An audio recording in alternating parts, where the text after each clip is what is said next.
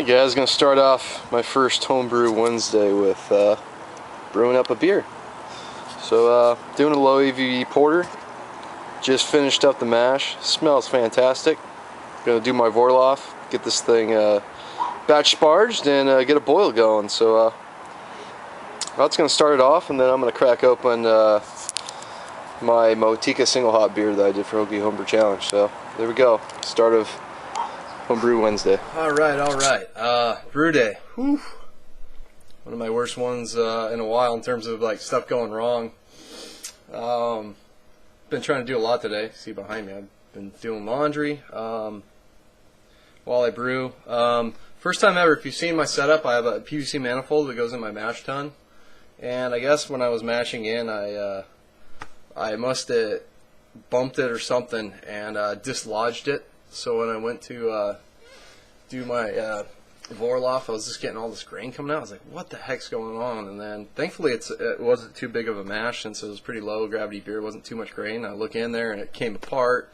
So it's like, oh, no wonder. So then of course it gets stuck, so you got to blow out all the grain, you know. So yeah, I need this beer for sure. It's the first time it's ever happened to me, and I've always been really careful to try to avoid that happening. Alright, some hiss, nice. Hokie Homebrew, single hop. I believe I've been pronouncing it Motika. I've also heard it pronounced Matuika. Not quite sure. Anyway, oh yeah, nice carbonation coming out of that. Oh yeah, nice creamy head. Hazy though. This yeast hasn't flocculated very well. Still a lot in suspension, so it's probably still carbonating, but nose, spicy mango. It smells almost like someone took a mango daiquiri and put some, like, that, you know, the hop Saz spice notes, yeah, into your mango daiquiri. That's what it smells like on the nose. So really, really, really nice smelling beer.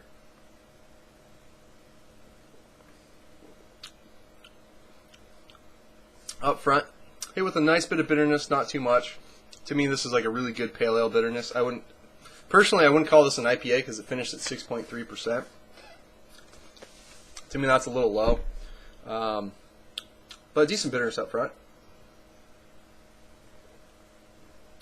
And then comes a lot of that hop sweetness, follows the nose, mango, tropical fruit notes, some spice. Ends pretty clean. There's some lingering hop notes though. A little more on the spice side. You know, breadiness from the malt and the yeast, combining just real solid bready, malty backbone to it. I'm really happy how this turned out. If I would have done it my way, I would have dry hopped it more, and maybe a little more hops on the back end and the front end of the boil. But I'm really happy how this turned out. Nice lacing.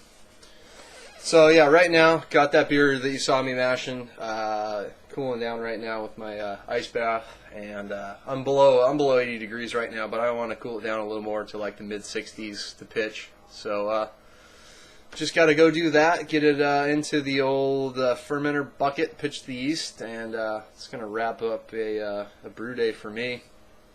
This is tasting really good. I'm sweating. It's mid 80s here. It's been mid 80s today, so it's been a warm brew day for me. But yeah, cheers to sjporr, my first Homebrew Wednesday video, and everyone else in the Hokie Homebrew Challenge. And I'll see you on another Wednesday for Homebrew Wednesday. Cheers.